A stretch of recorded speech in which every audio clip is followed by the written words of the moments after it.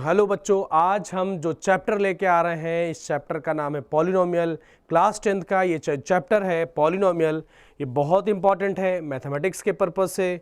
Even कि भाई ये सब चैप्टर्स ऐसे हैं जिनको हम आगे नहीं पढ़ते हैं, लेकिन कहीं ना कहीं आप अगर अब जाते हैं या आप मैथ्स के स्टूडेंट बनते हैं, आगे चल के क्लास 11 में आप मैथ्स ऑप्ट करते हैं, तो 100% कहीं ना कहीं आपको पॉलिनोमियल के रिगार्डिंग लाइक फैक्टराइजेशन या इक्वेशन सॉल्व करना, ये तमाम सारी चीज़ों का कैलकुलेशन आपको मिलेगा। ठीक है, तो हम लोग क्या करेंगे आज कि इस चैप्टर को प्रॉपरली पढ़ेंगे, देखेंगे इसमें क्या चीज़ें हमको पढ़नी है।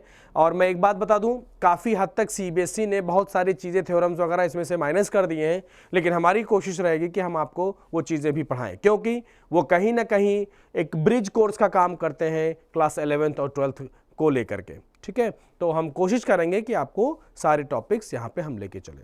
तो सबसे पहले हम लोग शुरुआत करते हैं, इस चैप्टर का नाम पॉलिनोमियल क्यों है। सबसे इंपॉर्टेंट जो क्वेश्चन आता है ये उठ करके, इवन कि मैं तो ये चाहूँगा कि जब कभी भी कोई भी आप चैप्टर पढ़ें मैथमेटिक्स को लेकर के, तो सबसे पहले आप ये ध्यान दें कि जो चैप्टर का नाम दिया गया है लाइक पॉलिनोमियल, ठीक है, लीनियर इक्वेशन इन 2 वेरिएबल्स या क्वाड्रेटिक इक्वेशन या ट्रिग्नोमेट्री, तो मेरा कहने का मतलब सबसे पहले आप इसके इसी चीज़ को ऑपरेट करिए, पूरा ऑपरेशन इसका करिए कि क्यों इस चैप्टर का नाम पॉलिनोमियल है, क्यों इस चैप्टर का नाम क्वाड्रेटिक इक्वेशन है, क्यों इस चैप्टर का नाम ट्रिग्नोमेट्री है। तो इन बातों को ध्यान में रखते हुए हम ये चैप्टर शुरू कर रहे हैं और सबसे पहले हम लोग जानेंगे कि इस चैप्टर का नाम पॉलिनोमियल क्यों है। ठीक है, तो हम लोग शुरुआत करते हैं कि पॉलिनोमियल हमें अगर पढ़ना है तो पॉलिनोमियल के बारे में हम जाने की क्या है।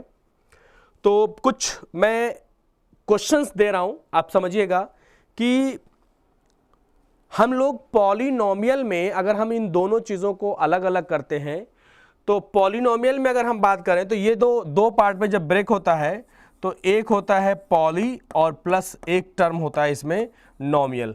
यानी ये जो टर्म्स हैं ये ग्रीक वर्ड्स हैं, ग्रीक लैंग्वेज में ये यूज़ होते हैं, लेकिन हम लोगों ने देखा है कि अगर हम इसको अलग करें पॉलिनोमियल को तो ये दो टुकड़े में बटेगा, एक पार्ट होगा पॉली और दूसरा पार्ट होगा नोमियल। हमारा कहने का मतलब यह है कि अगर ये पॉलिनोमियल है तो क्या हमने अपनी लाइफ में इससे पहले भी कभी कोई ऐसी चीज़ें पढ़ी हैं जिसमें पॉली लगा हो। तो आप लोगों ने देखा होगा, आप लोगों को आजकल बैन कर दिया जाता है पब्लिक को, जिसको हम लोग बोलते हैं पॉलीथीन। तो पॉलीथीन को भी हम लोग अगर बात करें तो ये भी पॉली प्लस इथीन बन के बनता है। अगर हम लोग देखें लखनऊ में एक बहुत मशहूर चौराहा है जिसका नाम है पॉलीटेक्निक चौराहा, तो वहाँ भी देखें अगर हम लोग तो उसमें भी दो टर्म मिलेंगे, एक पॉली मिलेगा और एक टेक्निक मिलेगा। कहने का मतलब ये है अल्टीमेटली कि आखिर में ये जो पॉलिनोमियल चैप्टर में जो पॉली वर्ड लगा हुआ है, ये पॉली वर्ड हमारे लिए नया नहीं है, इसके जैसे मिलते जुलते हमारी डेली लाइफ में कहीं ना कहीं कोई और भी टर्म्स हैं। तो ये जो टर्म है एक्चुअली में ये पूरी तरीके से ग्रीक वर्ड है, ग्रीक लैंग्वेज में है। अगर हम इसको कन्वर्ट करते हैं इंग्लिश में तो पॉली मीन्स होता है मेनी और नोमियल्स मीन्स होता है टर्म्स। बहुत ध्यान से आप लोग समझिएगा और बहुत मज़ेदार आपको समझ में आएगा।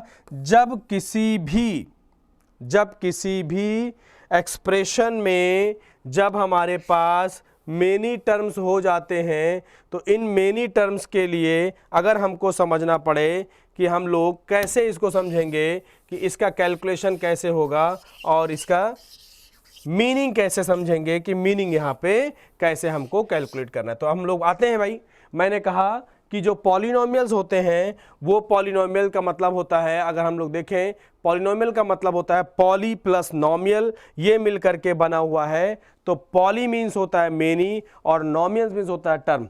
तो बेटा देखो हमारे पास एक चीज आ गई है, एक मैंने अभी टर्म लिया है नाम एक्सप्रेशन। आप समझिएगा आप लोग, एक टर्म होता है एक्सप्रेशन और दूसरा टर्म होता है इक्वेशन और तीसरा टर्म होता है इनइक्वेशन। ये तीनों टर्म एक ही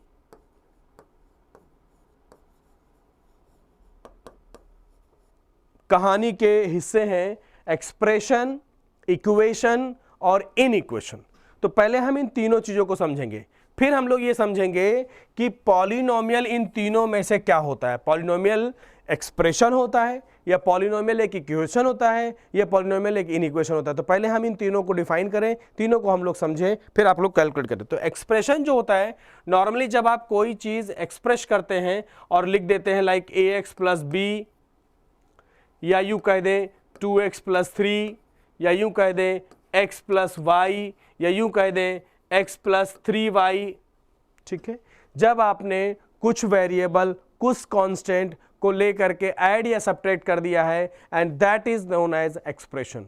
लेकिन अगर इसी एक्सप्रेशन में हम इक्वल टू का साइन यूज कर लें और किसी एक पर्टिकुलर रिजल्ट के बराबर रख दें, 0 के बराबर रख दें, 1 के बराबर रख दें, 2 के बराबर रख दें, यानी किसी भी एक्सप्रेशन में जब इक्वल टू का साइन आ जाएगा तो सीधी सी बात है वो एक्सप्रेशन ना रह करके वो एक इक्वेशन बन जाएगा। तो मेरे ख्याल से आप लोग इन बातों को समझ रहे होंगे, एक्सप्रेशन क्या है और इक्वेशन क्या है। एक्सप्रेशन में टर्म्स सिर्फ लिखे जाते हैं और उनको किसी भी चीज से बैलेंस नहीं किया जाता है, उनको किसी भी चीज से इक्वेट नहीं किया जाता है, और जैसे ही आप एक्सप्रेशन में इक्वल टू का साइन ले आते हैं वही एक्सप्रेशन जो है वो कन्वर्ट हो जाता है और वो इक्वेशन कहलाने लगता है।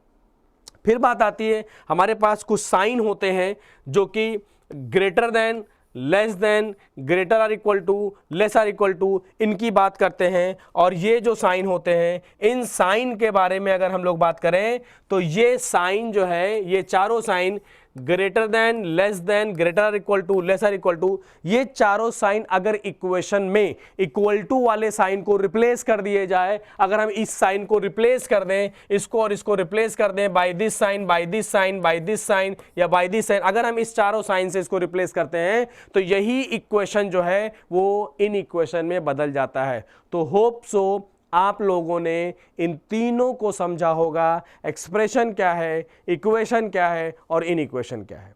तो पॉलिनोमियल एक एक्सप्रेशन होता है, पहली चीज पॉलिनोमियल एक एक्सप्रेशन होता है, और उस पॉलिनोमियल के अंदर हमारे पास जो क्या क्या होंगे, उसमें मेनी टर्म्स होंगे, और जो टर्म्स होते हैं, जो टर्म बढ़ते हैं वो प्लस या माइनस साइन से बढ़ते हैं। अब ध्यान दीजिएगा, अगर मैं एक्स वाई लिख दूं तो ये एक ही टर्म है, लेकिन अगर मैं x प्लस माइनस वाई लिख दूं, यानी कहने का मतलब है हम इसके बीच में प्लस लगा दें या हम इसके बीच में माइनस लगा दें, तो जो रिजल्ट आता है, जो नंबर ऑफ एक्सप्रेशन की बात आती है, नंबर ऑफ टर्म्स की बात आती है, वो बढ़ जाते हैं। यानी प्लस और माइनस अगर हम लोग बात करें, यहां पे जरा देख लीजिएगा आप लोग कि अगर हम लोग यहाँ पे एक्सप्रेशंस की बात करें, अगर कैलकुलेशन की बात करें, तो रिजल्ट को ध्यान देना है कि अगर हमको समझना है कि क्या कैलकुलेशन में लेना है। जरा देख लीजिएगा आप लोग,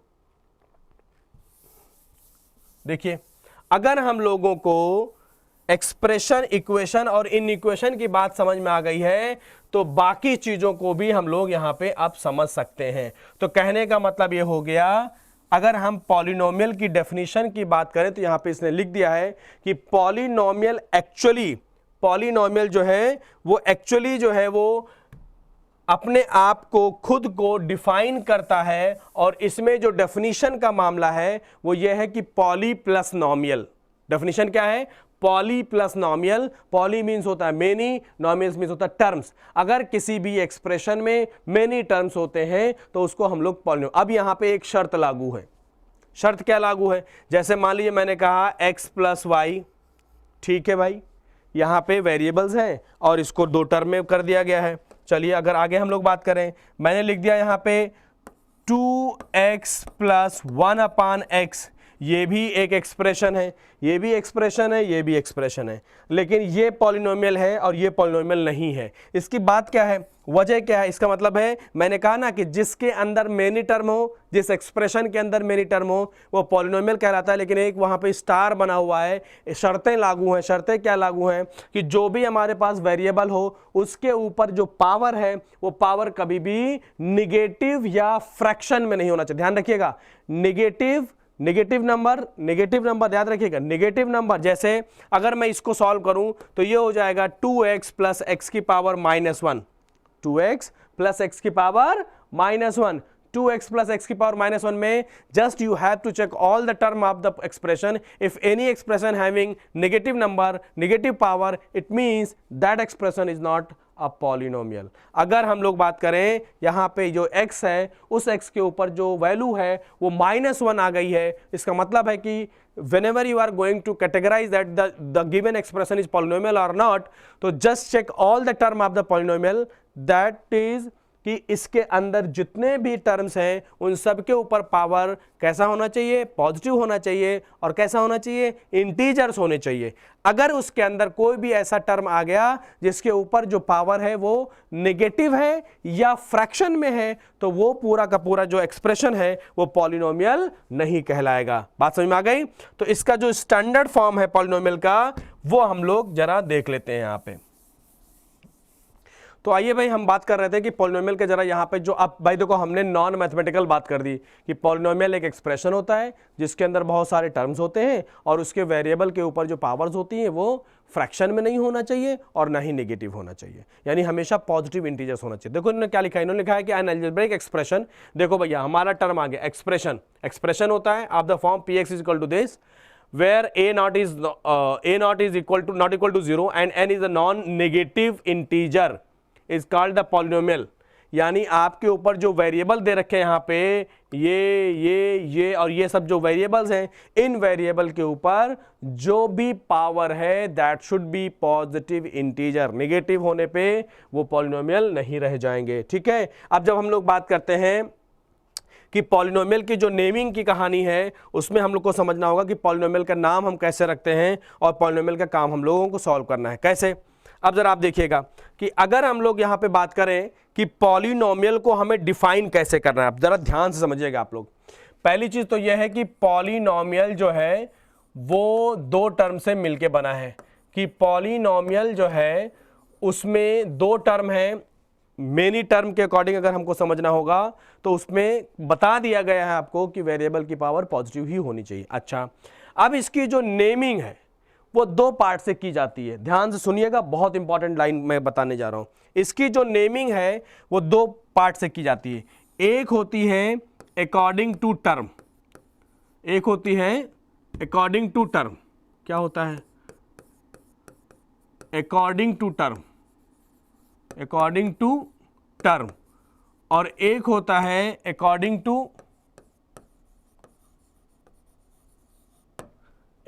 टू डिग्री। ध्यान समझिएगा, जो टर्म के अकॉर्डिंग नाम होते हैं, टर्म के अकॉर्डिंग जो नाम होते हैं उसमें एक टर्म है तो उसको आप लोगों ने क्लास 9th में पढ़ा होगा, उसको हम लोग बोलते हैं मोनोमियल। फिर उसके बाद अगर उसके अंदर दो टर्म है तो उसको हम लोग बोलते हैं बाइनोमियल।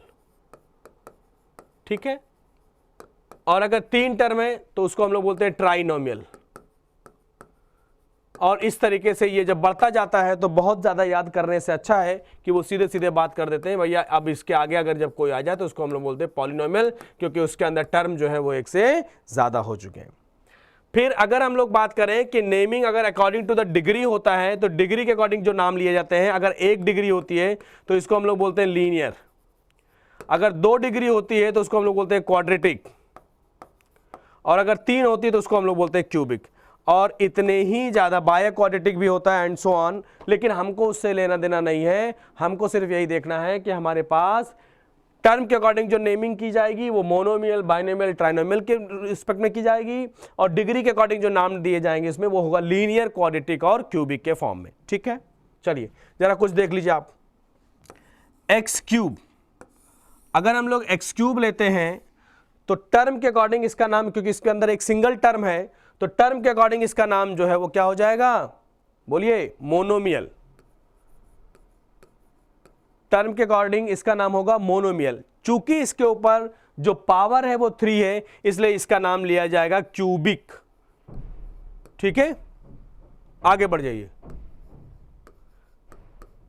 2x + 3, यहां पे जो टर्म है, एक टर्म दो टर्म है तो टर्म के अकॉर्डिंग इसका नाम हो जाएगा बाइनोमियल। लेकिन इसमें जो वेरिएबल है उसकी पावर मैक्सिमम 1 है, और जब 1 डिग्री होती है तो इसको हम लोग बोलेंगे लीनियर। ठीक है, तो इस तरीके से आपको समझना होगा। जैसे मान लीजिए अगर मैं लिखा x + √x, अब यहां पे अगर हम लोग उसको सॉल्व करेंगे ये x हो जाएगा और ये हो जाएगा x की पावर ½ इसका मतलब है कि इसके अंदर दो टर्म तो है, एक्सप्रेशन तो है, लेकिन अगर हम लोग इसको बोले कि ये पॉलिनोमियल है तो पॉलिनोमियल की जो डेफिनेशन थी उसके अकॉर्डिंग ये फिट नहीं बैठ रहा है, क्योंकि मैंने बताया कि each and every term should have positive powers. अगर फ्रैक्शन है या नेगेटिव पावर्स हैं तो वो पॉलिनोमियल नहीं होंगे। तो हम लोग पॉलिनोमियल की कैटेगरी में अगर चलेंगे तो यहां पे टर्म तो दो हैं, टर्म के अकॉर्डिंग तो इसका नाम आप लिख सकते हैं, लेकिन पॉलिनोमियल कैटेगरी में नहीं जाएंगे। दो टर्म है, बिल्कुल मान्य है, लेकिन ये पॉलिनोमियल नहीं है, क्योंकि इसके अंदर एक ऐसा टर्म आ गया है जिसकी पावर 1/2 आ जाएगी, जो कि आपको मना किया गया है कि वेरिएबल की पावर हमेशा पॉजिटिव होना चाहिए, वो भी इंटीजर्स होनी चाहिए। ठीक है, तो यहां पर हम लोगों ने ये बात समझ ली। अब जरा देख लेते हैं हम लोग, the highest power of x in a polynomial px is called the degree. यानी जिस भी, जैसे मान लिया अगर मैंने लिखा एक्स क्यूब प्लस एक्स की power 4 plus x square plus 2। Now see each and every term, जो टर्म सबसे बड़ी पावर रखता है वो है 4 यहां पे, और इसी के नाम पे उसकी डिग्री हो जाएगी इस पॉलिनोमियल की। तो आपको बताया गया है कि जो सबसे मैक्सिमम पावर वाला होता है उसी के अकॉर्डिंग उस एक्सप्रेशन का नाम हो जाता है। यहां पे जो ये टर्म लिखे गए इनको हम टर्म्स बोलते हैं, कोफिशिएंट्स होते हैं। ठीक है, कोफिशिएंट्स क्या होते हैं, जैसे मान लिया आपने क्वाड्रेटिक लिखा 2x square plus 3x plus 4, तो बेटा एक्स स्क्वायर के आगे यहाँ पे देखिए 2 लिखा हुआ है, x के आगे यहाँ पे 3 लिखा हुआ है, तो कोफिशिएंट ऑफ एक्स स्क्वायर जो है वो 2 है और कोफिशिएंट ऑफ x जो है वो 3 है, और जो कांस्टेंट वैल्यू होंगी वो वैल्यू जो है वो 4 हो जाएगी। ध्यान रखें, अगर यहाँ पे माइनस लगा है तो यहाँ पे आपको माइनस लिखना पड़ेगा, यानी द नंबर जो कि एक्स स्क्वायर या एक्स या वेरिएबल के आगे लिखा हुआ है वो कोफिशिएंट कहलाता है, विद द साइन। अगर नेगेटिव है तो नेगेटिव और अगर पॉजिटिव है तो पॉजिटिव। ठीक है, तो याद ध्यान रखिएगा आप लोग। चलिए भाई, यहां पे कुछ एग्जांपल्स दे रखे हैं स्टैंडर्ड फॉर्म, और यहां पे आपको दे रखा है कि अगर पॉलिनोमियल है, लीनियर है, क्वाड्रेटिक है, क्यूबिक है, तो इसके एग्जाम्पल यहां पे दे रखे हैं आपको, इसके आप समझ लीजिएगा, क्योंकि ये बताया गया है कि कहां पे। जैसे यहां पे आइए, बाय क्वाड्रेटिक मतलब 2 हो गया, बाय मतलब 2 और 2 2 4, यानी अगर मैक्सिमम पावर 4 वाली कोई हमारे पास एक्सप्रेशन लिखी जाती है तो वो कहलाती है बाय क्वाड्रेटिक पॉलिनोमियल, और एग्जांपल उसका यहां पे दे दिया गया है। क्यूबिक पॉलिनोमियल अगर हम लोग बात करें तो क्यूबिक पॉलिनोमियल में आप देखिए ax cube plus bx square plus cx plus d, और यहां पे भी इसके एक रिजल्ट को दे दिया गया है जहां पे आपको समझना होगा। तो मेरा कहने का मतलब है कि आप लोग याद रखिएगा कि जब कभी भी हमें डिफाइन करना होता है किसको, पॉलिनोमियल को, तो पॉलिनोमियल एक डिग्री के अकॉर्डिंग और एक उसके टर्म्स के अकॉर्डिंग नेमिंग की जाती है। तो टर्म के अकॉर्डिंग नाम जो दिए जाते हैं वो मोनोमियल, बाइनोमियल, ट्राइनोमियल, और जो डिग्री के अकॉर्डिंग नाम दिए जाते हैं उसमें वो होता है linear, quadratic and cubic, so on. ठीक है, अब बात आती है जीरो ऑफ द पॉलिनोमियल। तो जीरो ऑफ द पॉलिनोमियल को जरा समझने के लिए आप समझ जाइएगा, मैं यहां पर जरा एक पेपर ले रहा हूं। जीरो ऑफ द पॉलिनोमियल, तो zero of the polynomial, zero of a polynomial, ये क्या होता है इसको आपको समझना है, बहुत इंपॉर्टेंट बात है और इस पे क्वेश्चन बनेंगे। जीरो ऑफ द पॉलिनोमियल के लिए हमको समझना होगा कि जैसे मान लीजिए मैंने लिखा है एक polynomial p of x is equal to x minus 2, और बेटा अगर हम लोग p ऑफ 2 निकालेंगे तो ये एक्सप्रेशन जो है वो हो जाएगा 2 माइनस 2 और इसकी वैल्यू हो जाएगी 0। यानी x की वैल्यू आपने 2 रखा तो इस पूरे एक्सप्रेशन की वैल्यू 0 हो गई। अगर आपने x की वैल्यू 2 रखा है तो पूरे एक्सप्रेशन की वैल्यू 0 हो गई। इसका मतलब है जो 2 है वो इसका 0 है। यानी इन शॉर्ट आपको समझना यह है कि वो स्पेशल नंबर वो होता है जब हम किसी एक्सप्रेशन में ले जाकर के उस नंबर की वैल्यू रख दें और वो पूरा कैलकुलेशन जो है 0 हो जाता है, तो वही नंबर जिसको आपने रखा है वहां पे जाकर के वो नंबर उस पॉलिनोमियल का 0 हो जाता है। जैसे यहां पे देखिए बताया गया है कि a real alpha is called a zero of the polynomial px if and only if p alpha is equal to 0। यानी x की जगह पे वो अल्फा रख दिया जाए और अगर उस पूरे कैलकुलेशन का रिजल्ट 0 हो जाए तो उसको हम लोग उस पॉलिनोमियल का 0 बोलेंगे। जैसे अगर हम लोग एक पॉलिनोमियल लेते हैं 3x square plus 3x cube plus 2x square और माइनस 5, और आपसे कहा जाए कि अगर आपको ये पॉलिनोमियल दिया गया है p ऑफ x और अगर आपसे कहा जाए p ऑफ 1 निकालिए तो ये जगह 3 प्लस 2 माइनस 5, और अगर कैलकुलेट नहीं जाएगा 5 माइनस 5, और अगर कैलकुलेट करें तो इसका वैल्यू हो जाएगी 0।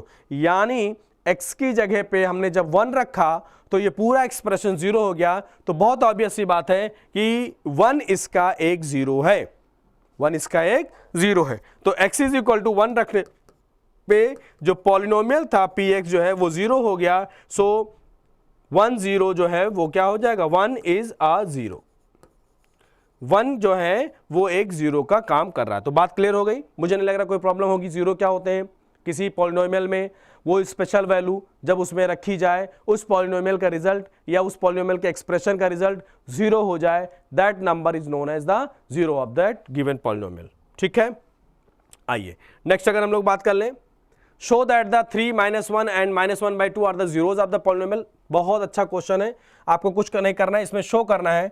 तो पॉलिनोमियल आपको दे रखा है px is equal to 2x³ - 3x² -8x -3, और आपसे कहा जा रहा है कि चेक कर लीजिए। एक क्वेश्चन मैं कर दूंगा, बाकी आप लोग कर लीजिएगा, इसमें कोई भी क्वेश्चन आप कर सकते हैं। तो चलिए हम लोग एक बार -1 रख करके चेक करते हैं कि क्या इसका पॉलिनोमियल का ये 0 है कि नहीं है। तो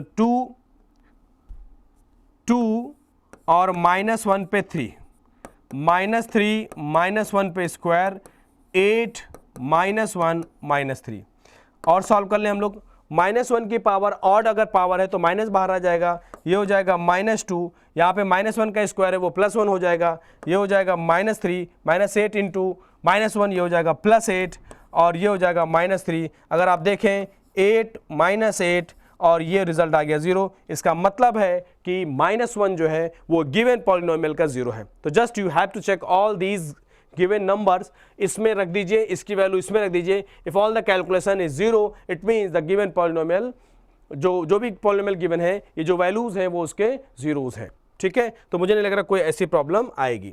ठीक है, ग्राफिकल रिप्रेजेंटेशन हम लोग अगर देख लें तो बहुत सिंपल सी बात है कि अगर कोई लीनियर पॉलिनोमियल है, ध्यान दीजिएगा आप लोग, लीनियर पॉलिनोमियल का हमेशा जो ग्राफ होगा, ग्राफिकल इंटरप्रिटेशन होगा, वो एक स्ट्रेट लाइन होगा।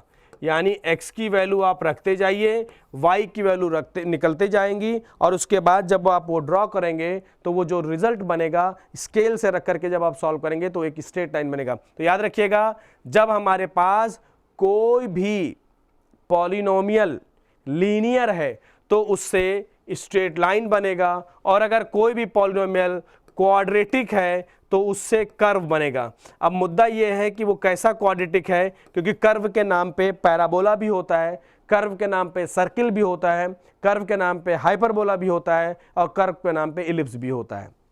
हमको ये देखना है कि कौन सी वैल्यू दे रखी है, कैसे दे रखी है। यहाँ पे आप x और y की वैल्यूज रखिएगा।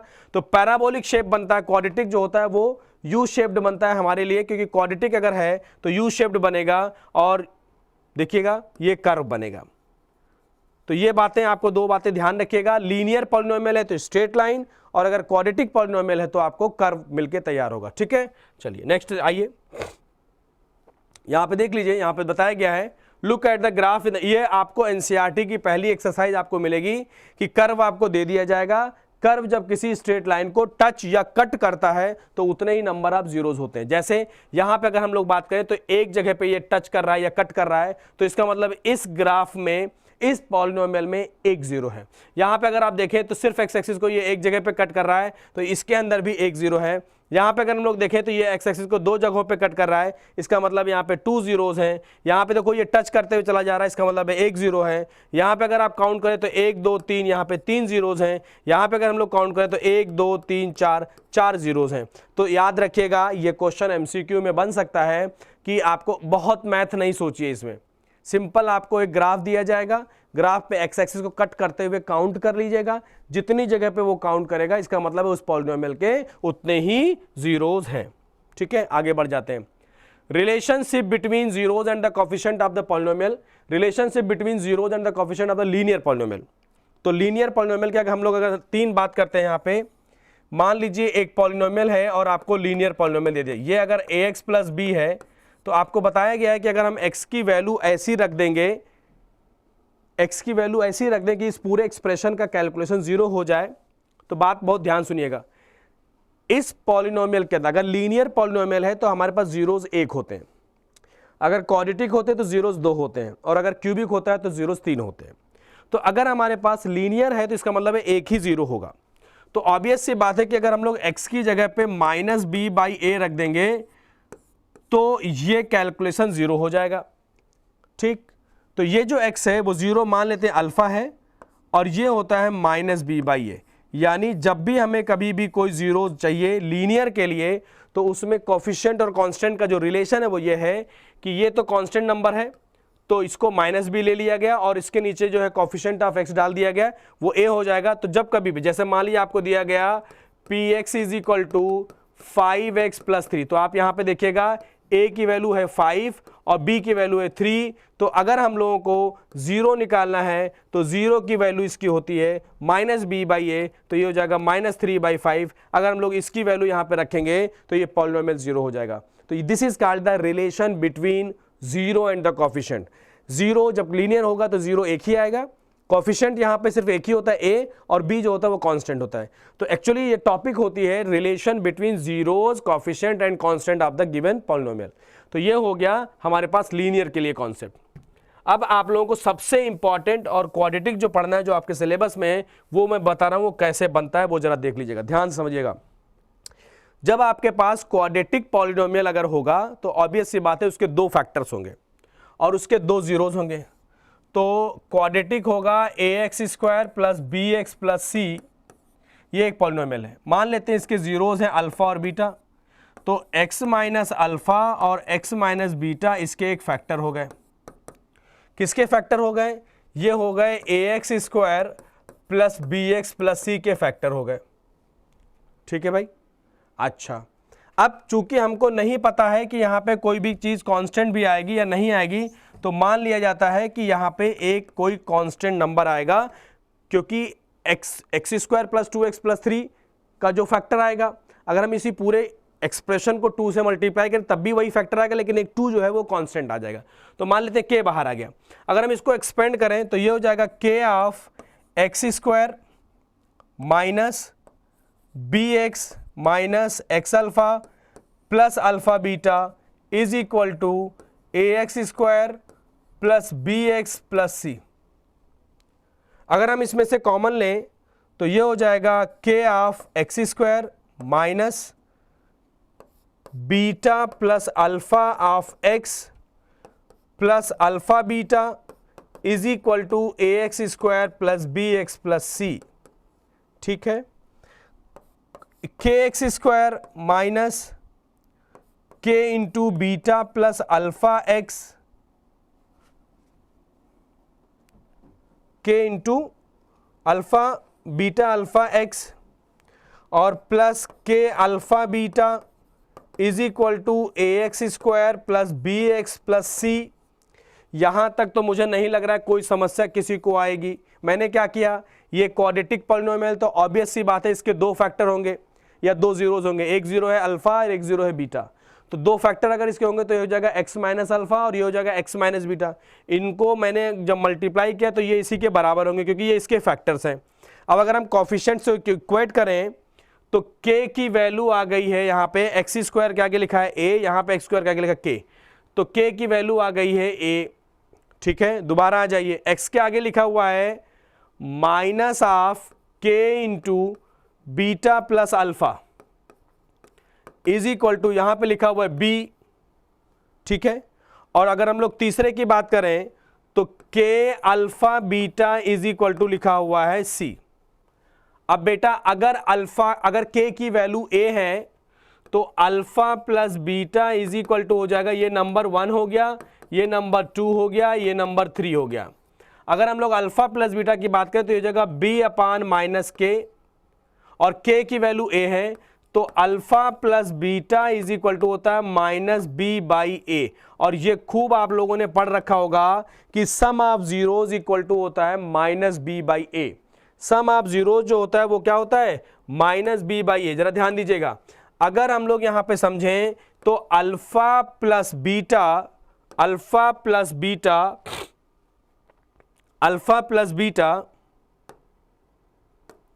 Alpha plus beta is equal to आया है, b क्या था, b is the coefficient of x, तो minus coefficient of x upon a, और ए जो है वो कॉफिशिएंट ऑफ एक्स स्क्वायर है, ये हो जाएगा कॉफिशिएंट ऑफ एक्स स्क्वायर। तो सम ऑफ जीरो जो फार्मूला होता है बेटा वो होता है माइनस बी बाई ए, मतलब coefficient of minus of coefficient of x upon coefficient of x square.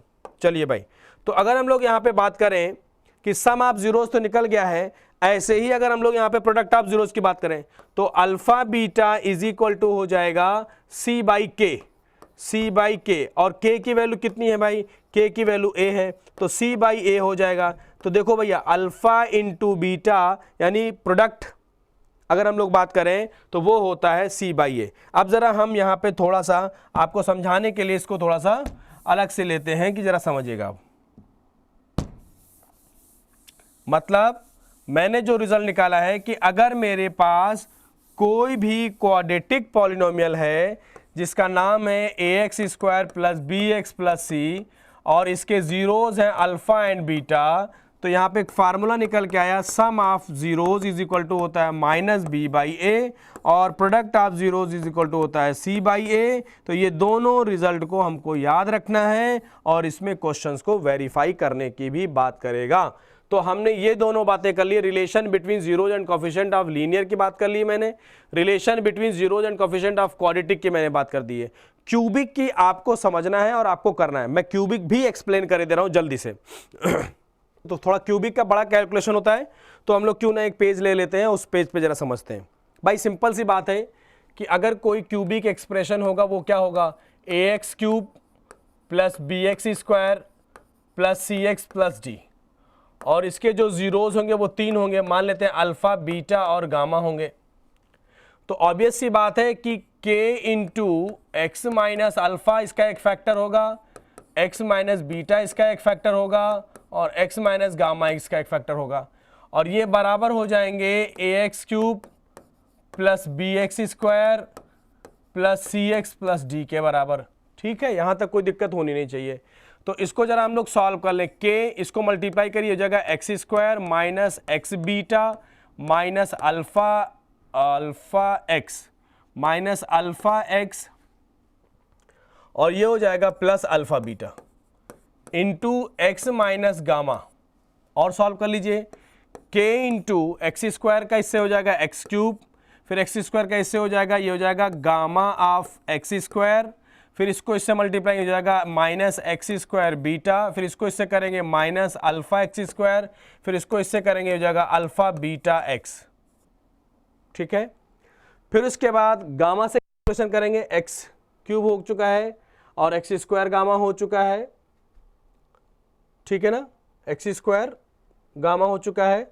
उसके बाद हम लोग इसको सॉल्व करेंगे, minus minus alpha gamma x, फिर उसके बाद इसको मल्टीप्लाई करेंगे, ये हो जाएगा माइनस अल्फा बीटा और gamma is equal to a x square plus b a x cube plus b x square plus c x plus d. जरा चेक कर लीजिएगा, कहीं जरा सी सावधानी हटी, दुर्घटना घटी वाला मामला है। तो चलो क्यूबिक का जरा हम लोग देख लें, थोड़ा सा मैंने कैलकुलेशन यहाँ पे कर दिया है, बार बार इस पर दिक्कत हो जाती है, तो फिर देखिएगा a x cube plus b x square plus c x है। ऑब्वियस सी बात है कि अगर क्यूबिक है तो 3 जीरोज होंगे, अल्फा बीटा और गामा। देख लीजिएगा आप लोग, अल्फा बीटा और गामा, अल्फा बीटा और गामा ये 3 जीरोज हैं, तो ऑब्वियस सी बात है कि उसके 3 फैक्टर होंगे। तो इन तीनों फैक्टर को मैंने लिख दिया, k into x minus alpha x minus beta x minus gamma, और ये हो गया a x square plus b x square a x cube plus b x square plus c x plus d का formation. यहाँ पे हमने पहले इन दोनों को मल्टीप्लाई कर दिया, तो एक जाएगा x into x x square x into this minus x beta, इसको इससे किया, इसको इससे मल्टीप्लाई किया, जो रिजल्ट आया है फिर इसको उठाया, इससे मल्टीप्लाई किया, फिर इसको इससे किया, फिर इसको इससे किया, फिर इसको इससे किया, फिर इसको इससे किया, इसको इस तरीके से सारे टर्म को मैंने मल्टीप्लाई कर दिया है। मल्टीप्लाई करने के बाद हमारे पास ये एक्सप्रेशन बन के तैयार हुआ है, और यहाँ पे देखें अगर आप तो ये रिजल्ट बन के तैयार हो गया। ठीक है ना, तो ये हो जाएगा के एक्स क्यूब, कोफिशिएंट इक्वल कर दीजिए, is equal to a x cube के बराबर हो गया। दूसरा माइनस के of alpha plus beta plus gamma is equal to हो जाएगा बी। ठीक है, और तीसरा हो जाएगा alpha beta plus beta gamma plus gamma alpha is equal to हो जाएगा सी। और चौथा and the last minus alpha beta gamma is equal to हो जाएगा डी। तो हमने कॉफिशेंट को इक्वल कर दिया है। अगर यहाँ पे हम कॉफिशेंट की बात करें तो k की वैल्यू आ गई है a, तो एक वैल्यू निकल गई है। अगर हम लोग यहाँ पे बात करें alpha plus beta plus gamma is equal to होता है b अपान माइनस के, और k की वैल्यू a आ चुकी है तो ये हो जाएगा माइनस b बाई ए। ये आप लोग खूब बढ़िया से पढ़िएगा, बहुत अच्छी टॉपिक है। क्वेश्चन हटा दिए गए हैं, टॉपिक हटा दी गई है, लेकिन ये आपके काम के लिए है, बहुत इंपॉर्टेंट है। अब आगे बढ़िए, यहाँ पे अल्फा बीटा, बीटा गामा और गामा अल्फा की वैल्यू जो है वो यहाँ पे देखिए c के बराबर है, ये हमने कैलकुलेट कर दिया, तो ये हो जाएगा KC। तो alpha beta plus beta gamma और gamma alpha is equal to हो जाएगा C बाई ए, क्योंकि C बाई K हो जाएगा और K की वैल्यू A आ चुकी है। सिमिलरली यहाँ भी वही बात आ गई है कि माइनस अगर हम लोग बात करें तो माइनस या alpha into beta into product of root जो है, प्रोडक्ट ऑफ जीरो जो है वो D अपान माइनस K आ जाएगा, और K की वैल्यू आप जानते हैं क्या निकल आई है, तो ये जगह माइनस D बाई ए। तो ये क्यूबिक का होता है, जो कि आपके सिलेबस में नहीं है। मैं बात क्लियर, सिलेबस में नहीं है, लेकिन फिर भी ये क्वेश्चन एग्जाम में आते हैं। ठीक है, तो जरा एक बार फिर से देख लीजिए कि जीरोज अगर आपको देखना है तो यहां पे ये कॉन्सेप्ट लगता है। जीरोज एंड कोफिशिएंट पे कुछ क्वेश्चंस कर लेते हैं। जैसे क्वेश्चन है कि find the zeros of the quadratic polynomial, यानी पहले आप इसको फैक्टराइज करिए, इसके जीरोज निकालिए और उसके बाद यहाँ पे इसको वेरीफाई कर लीजिए। तो मेरे पास जो इक्वेशन दे रखी है वो जो पॉलीनोमियल दे रखा है under root 3x square minus 8x plus 4 root 3, अगर हम इसको फैक्टर करेंगे तो इसका मल्टीप्लिकेशन इसके स्प्लिटअप के बराबर होना चाहिए। तो 4 into root 2 root 3 into root 3 12 हो जाएगा। इसको हम ब्रेक कर दें तो under root 3x square minus 6x minus 2x plus 4 root 3, इसमें कॉमन जो है अब 6 और रूट 3 में देखिएगा, समझिएगा आप, 6 को हम लोग लिख सकते हैं 3 इंटू 2 और 3 को हम लोग लिख सकते हैं रूट 3 इंटू रूट 3 इंटू 2। तो इसमें से अगर एक रूट 3 बाहर ले लिया जाएगा तो इसका मतलब हम लोग कॉमन ले रहे हैं रूट 3x, यहाँ पे x बचेगा और यहाँ पे रूट 3 बाहर आएगा तो ये बचेगा 2 रूट 3, और माइनस 2 यहाँ बाहर ले लेंगे, x माइनस यहाँ भी हो जाएगा 2 रूट 3। तो ये हो जाएगा x माइनस 2 रूट 3, और यहाँ पे जो हो जाएगा इसकी वैल्यू हो जाएगी अंडर रूट 3x माइनस 2। अगर हम लोग x की वैल्यू देखें, एक हो जाएगी 2 रूट 3 और दूसरी x की वैल्यू हो जाएगी 2 अपान अंडर रूट 3। ये हमारे पास जीरोस की वैल्यूज आ गई। अब हमें वेरीफाई करना है कि वेरिफिकेशन करना है, तो वेरिफिकेशन के लिए जरा आप ध्यान दीजिएगा कि alpha plus beta is equal to होता है माइनस बी बाई ए। अब हम लोग इसको कंपेयर कर लें सबसे पहले, तो ये हो जाएगा a की वैल्यू हो जाएगी यहाँ पे अंडर रूट 3, b की वैल्यू हो जाएगी यहाँ पे माइनस 8 और c की वैल्यू हो जाएगी 4 अंडर रूट 3। अगर हम लोग यहाँ पे चलें और जीरोस की वैल्यू रखें और कोफिशिएंट की वैल्यू रखें, देखें दोनों लेफ्ट और राइट दोनों बराबर आ रहे हैं कि नहीं आ रहे हैं। तो अल्फा की वैल्यू आपने निकाली है 2 रूट 3, तो 2 रूट 3 प्लस 2 अपान रूट 3, इसको जरा कैलकुलेट कर दीजिए, इसके नीचे 1 ले लीजिए, एलसीएम ले लीजिए, तो 2 इंटू 3 हो जाएगा 6 प्लस 2 बाई अंडर रूट 3, ये हो जाएगा आपका 8 बाई अंडर रूट 3। ये तो लेफ्ट साइड हो गया। राइट साइड में आइए, माइनस b की वैल्यू देखिए माइनस 8 दे रखा है और c बाई a होता है, a की वैल्यू यहाँ पे रूट 3 दे रखा है, तो अगर आप देखें 8 बाई रूट 3 और यहाँ भी देखें 8 बाई रूट 3, यानी सम ऑफ जीरोज आप निकाल करके कैलकुलेट कर लीजिए और कोफिशिएंट को रख दीजिए, तो लेफ्ट और राइट दोनों बराबर आ रहे हैं। And this is called the verification, या this is called the verification between, यानी जो रिलेशन है किसके किसके बीच में, जीरोज के बीच में और उसके जीरोज के बीच में और उसके कोफिशिएंट के बीच में, तो ये रिजल्ट आएगा। ठीक है, चलिए आगे बढ़ जाते हैं हम लोग। यहां भी क्वेश्चन है, if alpha and beta are the zeros of this polynomial what is the value of k if 3 alpha plus 2 beta is equal to 0। NCERT exemplar का क्वेश्चन है, थोड़ा सा आपको समझना होगा। सबसे पहले तो मान लेते हैं कि जो पॉलिनोमियल दे रखा है वो दे रखा है x square 6x plus k। ठीक, तो अगर हमको यहां पे अल्फा और बीटा की वैल्यू पता चल जाए तो sum of zeros alpha plus beta is equal to होता है बेटा माइनस बी बाई ए, क्योंकि a की वैल्यू यहां पे है 1, b की वैल्यू है यहां पे -6 और c की वैल्यू है यहां पे k अपॉन 1। तो alpha plus beta is equal to 6 आ गया। ठीक है, और alpha into beta is equal to होता है c बाई a, तो ये हो जाएगा k बाई 1, यानी अल्फा इंटू बीटा की वैल्यू हो गई k। बात समझ में आ गई? अल्फा प्लस बीटा हो गया 6 और अल्फा इंटू बीटा हो गया k। अब हमें इसकी वैल्यू निकालनी, किसकी? 3 alpha plus 2 beta is equal to 20 में हमको अल्फा और बीटा की वैल्यू कैलकुलेट करनी। बहुत सीधी सी बात है कि अगर हम लोगों को या तो अल्फा प्लस बीटा मिल जाए या अल्फा इंटू बीटा के फॉर्म में मिल जाए, तो 3 अल्फा को हम लोग लिख सकते हैं alpha plus 2 alpha plus 2 beta. बहुत अच्छा क्वेश्चन है, बहुत बढ़िया। और अल्फा में अगर हम लोग यहाँ पे 2 कॉमन ले लेंगे इसके लिए, तो ये हो जाएगा alpha plus beta is equal to 20।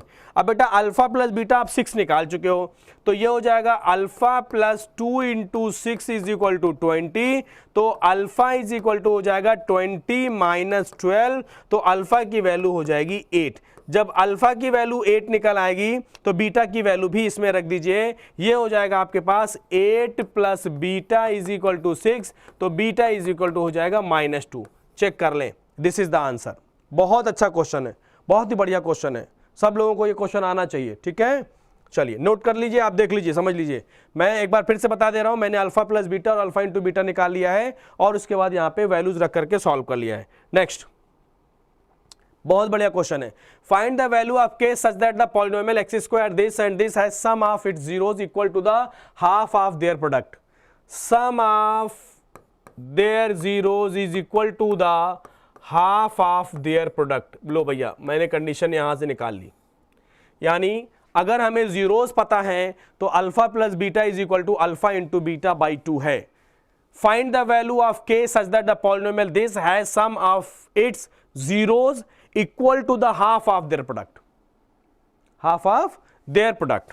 ठीक है, चलिए भाई यहां से हम लोग निकाल लें।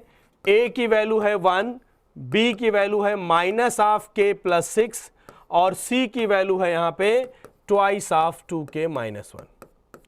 ठीक है, तो अल्फा प्लस बीटा की वैल्यू क्या होगी? Alpha plus beta is equal to होता है बेटा माइनस बी बाई ए। तो सम ऑफ जीरोस निकाल लीजिए, अल्फा प्लस बीटा हो जाएगा माइनस ऑफ, माइनस करके प्लस हो जाएगा k plus 6 minus b by a 1 हो जाएगा, या यूं कह दें k बाई 6 हो जाएगा। Alpha into beta is equal to होता है c बाई ए, और c की वैल्यू आपके पास है 2 ऑफ 2k माइनस 1 अपान 1, ये हो जाएगा 4k और -2। ठीक है, रिजल्ट ये दे रखा है, क्या दे रखा है कि दोनों का जो सम है यानी k plus 6 is equal to the half of product, यानी 1/2, और प्रोडक्ट आपने निकाला है 4k माइनस 2। तो बस यहां से सॉल्व कर लीजिए, ये हो जाएगा 2k plus 12 is equal to 4k minus 2। k इधर आ जाएगा, हो जाएगा -2, ये 2 के साथ में इधर चला जाएगा -2 -12, तो -2k इज इक्वल टू हो जाएगा -14 और k की वैल्यू हो जाएगी 7। तो यहां से ये रिजल्ट निकल के आया। So as per the given condition in the question is that the sum of the zeros is equal to the half of their product। तो alpha plus beta is equal to हो गया alpha into beta by 2। Just you have to calculate the coefficients and उसके बाद उसमें alpha plus beta और alpha into beta calculate कर लीजिए and put the value and find out the value of k. Okay, ठीक है। Next, बहुत बढ़िया क्वेश्चन है। If alpha and beta are the zeros of the polynomial this, find the quadratic polynomial whose zeros are 3 alpha plus 4 beta and 4 alpha plus 3 beta. Obvious सी बात है, ये दो जीरोस हैं। तो अगर आपको मैं थोड़ा सा यहाँ पे एक्सप्लेन कर दूं, अब तक हम लोग पढ़ते आए कि क्वाड्रेटिक पॉलिनोमियल गिवन है, उसके जीरोस पता करते हैं। और अगर आपको क्वाड्रेटिक पॉलिनोमियल का जीरोस पता है तो क्वाड्रेटिक पॉलिनोमियल कैसे पता करेंगे, मतलब ठीक उल्टा उसका। तो इसका फार्मूला होता है x square minus sum of zeros into x plus product of zeros. ठीक, अब जरा देखिएगा, अगर किसी भी पॉलिनोमियल के रूट्स क्या दे रखे हैं, यहां पे देखिएगा अल्फा और बीटा, तो अल्फा प्लस बीटा निकाल लेंगे आप यहां से। तो अल्फा प्लस बीटा हो जाएगा माइनस बी बाई ए और ये हो जाएगा आपका 5/2। और अल्फा इंटू बीटा निकाल लीजिए, अल्फा इंटू बीटा होता है c बाई ए यानी 7/2, ये हो गया। अब आपको एक पॉलिनोमियल चाहिए जिसके रूट्स ये हैं, यानी x square minus sum of roots. तो 3 alpha plus 4 beta plus 4 alpha plus 3 beta into x, ये पॉलिनोमियल चाहिए। और प्लस प्रोडक्ट ऑफ जीरोस यानी 3 alpha plus 4 beta into 4 alpha plus 3 beta, ये आपको रिजल्ट चाहिए। चलिए भाई, इनको हम लोग मल्टीप्लाई कर दें, x square minus 7 alpha plus 7 beta x plus, इनको मल्टीप्लाई कर दिए, ये हो जाएगा 12 अल्फा स्क्वायर प्लस ये हो जाएगा आपका 3 इंटू 3 9 अल्फा बीटा, ये हो जाएगा आपका 16 अल्फा बीटा और ये हो जाएगा आपका 12 बीटा स्क्वायर। ठीक है, सॉल्व कर लीजिए। अब आप इसमें से अगर हम लोग 7 बाहर ले लेंगे तो ये हो जाएगा अल्फा प्लस बीटा, जिसकी वैल्यू हमको पता है। फिर आ जाइए इसमें और इसमें 12 कॉमन ले लीजिए, ये हो जाएगा alpha square plus beta square, इन दोनों को जोड़ दीजिए, ये हो जाएगा 25 अल्फा बीटा। यहाँ तक तो बात बहुत बढ़िया बन गई, लेकिन ये प्रॉब्लम करेगा। आप लोगों को पता होगा कि अल्फा प्लस बीटा का whole square is equal to होता है alpha square plus beta square plus 2 alpha beta. अगर मुझे सिर्फ alpha square plus beta square चाहिए तो इसको मैं इधर ट्रांसफर कर दूं, इसका मतलब है alpha square plus beta square will be replaced by alpha plus beta whole square minus 2 alpha beta. So it can be written as x square minus 7 और अल्फा प्लस बीटा की वैल्यू आप निकाल चुके हैं, वो आया है 5/2 ऑफ x प्लस 12 और ये वैल्यू हो जाएगी alpha plus beta whole square minus 2 alpha beta और प्लस 25 अल्फा इंटू बीटा की वैल्यू आप निकाल चुके हैं 7/2। फिर से एक बार वैल्यूज रखना पड़ेगा क्योंकि यहाँ पे अल्फा प्लस बीटा और अल्फा इंटू बीटा का एक और टर्म आ गया है। 12 इंटू अल्फा प्लस बीटा हो जाएगा आपके पास 5/7 whole square minus twice of 7/2, ये हो गया आपका ये कैलकुलेशन, और प्लस 25 इंटू 7/2 ये रिजल्ट हो गया। Now just calculate it and find the value of that expression जिसके रूट्स 3a प्लस 4b और 4a प्लस 3b हैं। इसको सॉल्व कर लीजिएगा और रिजल्ट निकल आएगा। इसको सॉल्व करके रिजल्ट जरा हम लोग निकाल ही लेते हैं भाई। यहाँ पे जरा मैं सॉल्व कर देता हूँ, यहाँ पे इसको मुझे हटाना पड़ेगा तो जो है रिजल्ट बन जाएगा और बाकी कोई ऐसी यहाँ पे दिक्कत नहीं है। मैं आपको सॉल्व करके बता दे रहा हूँ कि सोल्यूशन क्या होगा फाइनल। ठीक है, तो ये हो जाएगा बेटा x square minus 7 into 5/2x plus 12 into 25/49 7 का स्क्वायर माइनस 14/2, ठीक है, प्लस 25 इंटू 7/2। इसको आप लोग सॉल्व कर दीजिएगा, रिजल्ट निकाल लीजिएगा और यही हो जाएगा answer. 35/2 x plus 12 into 49 into 2, जरा मल्टीप्लाई कर दीजिए, कितना हो जाएगा इसका 98, ये हो जाएगा आपका 50 और ये हो जाएगा आपका 49 इंटू 14 प्लस 175/2। इसको सॉल्व कर दीजिएगा एंड फाइनल रिजल्ट जो भी आएगा वो इसका रिजल्ट हो जाएगा। कैलकुलेट कर लीजिएगा and that will be the required polynomial. ठीक है ना, तो ये थोड़ा सा ध्यान दीजिएगा आप लोग। और उसके बाद यहाँ पे भी एक क्वेश्चन है कि to form the quadratic equation the sum, ये कर लेंगे।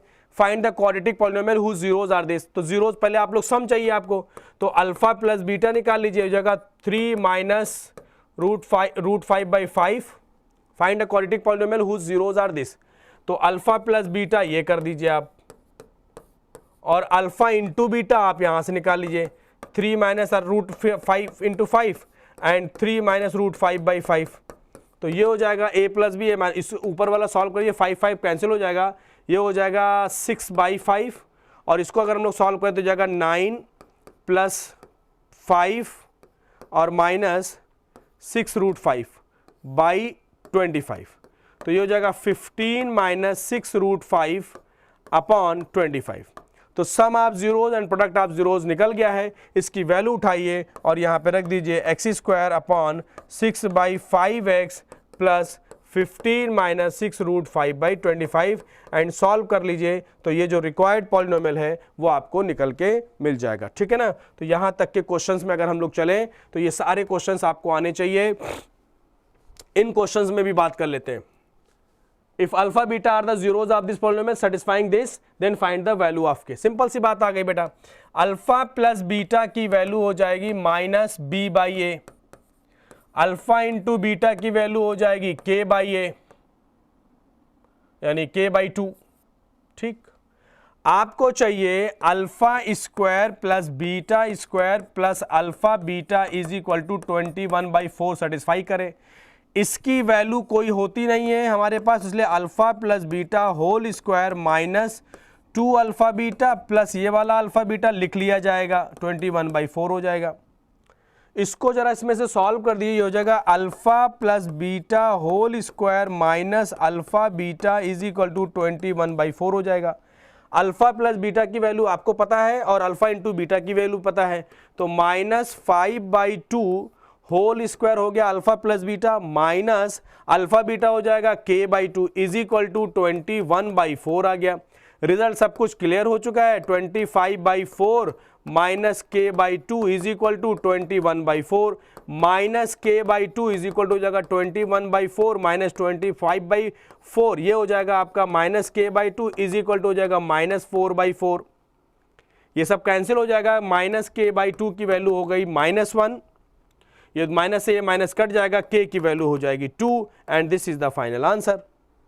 कुछ नहीं करना था, अल्फा और बीटा आपको पता थे, अल्फा और बीटा यहाँ पे दे दिया गया, अल्फा इंटू बीटा दे दिया गया, सॉल्व कर लिया और रिजल्ट निकाल दीजिए। अब आप देखिए यहाँ पे कोई दिक्कत ऐसी नहीं होगी। अब आ जाते हैं हम लोग थोड़ा एनसीईआरटी का क्वेश्चन देख लेते हैं। एनसीईआरटी एक्सरसाइज 2.1 ये मैं पढ़ा चुका हूँ आपको। जितनी बार जितनी जगह पे एक्स एक्सिस को कोई भी कर्व या स्ट्रेट लाइन कट करेगी उतने ही नंबर ऑफ जीरोज होंगे। यहाँ पे इसने एक्स एक्सिस को एक बार भी नहीं कट किया, इसलिए यहाँ पे कोई भी जीरोज नहीं है। इसने देखो एक जगह पे कट किया, इसलिए यहाँ पे 1 जीरो है। इसने देखो 1, 2 और 3 जगह पे कट किया, इसलिए यहाँ पे 3 जीरोज हैं। यहाँ पे इसने 2 पे कट किया, इसलिए यहाँ पे 2 जीरोज हैं। यहाँ पे इसने 4 पे कट किया, इसलिए यहाँ पे 4 जीरोज हैं। यहाँ पे इसने 1, 2, 3 पे कट किया, इसलिए यहाँ पे 3 जीरोज हैं। तो आप लोग कर लेंगे, इसमें कोई ऐसी दिक्कत नहीं आएंगी। जब भी कोई कर्व आपको बनाना है देख लीजिए, आपकी बस 2 ही एक्सरसाइज है, इतना खराब कर दिया सिलेबस, क्या किया जाएगा। नेक्स्ट एक्सरसाइज 2.2 एक्सरसाइज जो है वो बिल्कुल यहाँ पे क्लियर कर दे रखा है। Find the zeros of the following quadratic polynomial and verify the relation between the zeros and the coefficient. ये आप कर चुके हैं, सिंपली आप लोग समझ लीजिएगा। सबसे पहले ए, बी और सी की वैल्यूज निकाल दीजिएगा, ए बी सी की वैल्यू निकाल दीजिए। और आपको पता है कि alpha plus beta is equal to minus b by a होता है और alpha into beta is equal to c by a होता है। लेकिन एक चीज ध्यान रखिएगा, जैसे यहाँ वाले में इसने लिख दिया है 6x² माइनस 3 माइनस 7 है, तो just you arrange the as per the degree of the polynomial, यानी सबसे पहले लिखेगा 6x² फिर -7x, वरना आपका ए बी सी अलग अलग हो जाएगा तो आपको दिक्कत हो जाएगी। तो मुझे नहीं लग रहा कोई ऐसी प्रॉब्लम आने वाली है इसमें कोई क्वेश्चन में, क्योंकि मैं बड़े क्वेश्चन करा चुका हूं। Find a quadratic polynomial. अब यहाँ पे क्या है कि जीरोस दे रखा है बेटा आपको और आपसे कह रहा है कि क्वाड्रेटिक पॉलिनोमियल फॉर्म करिए। कोई भी एक क्वेश्चन हम लोग ले लेते हैं, मान लेते हैं रूट वाला लेते हैं, तो ये हो जाएगा x² माइनस √2 प्लस 1/3 x और प्लस √2 इंटू 1/3। और यहाँ पे जब आप इसको सॉल्व करेंगे तो जो पॉलिनोमियल फॉर्म होगा यही इसका सॉल्यूशन हो जाएगा। तो मुझे नहीं लग रहा कि ऐसे क्वेश्चन में कोई दिक्कत होगी और आप लोग कर लेंगे। तो आगे अगर हम लोग बात करते हैं यहाँ पे, तो लगभग हमने सारी टॉपिक सारे क्वेश्चन जो है वो आपके क्लियर कर दिए हैं। अब अगर हम लोग यहाँ पे चलते हैं, कैलकुलेट करते हैं, देखते हैं पूरी चीज़ों को, तो अल्टीमेटली मुझे क्या करना है, मुझे क्वेश्चन में क्या बात करनी है, मुझे क्या टॉपिक पढ़नी है। अगर आप लोगों ने देखा होगा तो सारी चीज़ें क्लियर हो गई होंगी कि मुझे पॉलिनोमियल के बारे में पता चला, पॉलिनोमियल के नाम कैसे कैसे होते हैं वो हमको पता चला। दूसरा, पॉलिनोमियल में जीरोस कैसे पता करते हैं ये हमको पता चला। पॉलिनोमियल के जीरोस के बीच में उसके और उसके बीच में रिलेशंस क्या होते हैं ये हमको पता चला कि जीरोस और कोफिशिएंट के बीच में रिलेशन क्या होते हैं। ठीक है, तो इस तरीके से हम लोग शॉर्ट वीडियोस बनाएंगे जिसमें आपको एक लेक्चर के अंदर एक चैप्टर जो है वो क्लियर हो जाए। बहुत कुछ कंटेंट इसमें बाकी है, बहुत चीजें थी, लेकिन हमने क्या किया है, जो नया सिलेबस है सीबीएसई का उसी के अकॉर्डिंग आपके लिए वीडियो बनाए हैं। आप इस पर काम करिए, इस पर क्वेश्चन लगाइए और फिर आगे हम लोग नेक्स्ट वीडियोस में और दूसरे टॉपिक को लेकर के आएंगे। Thank you so much.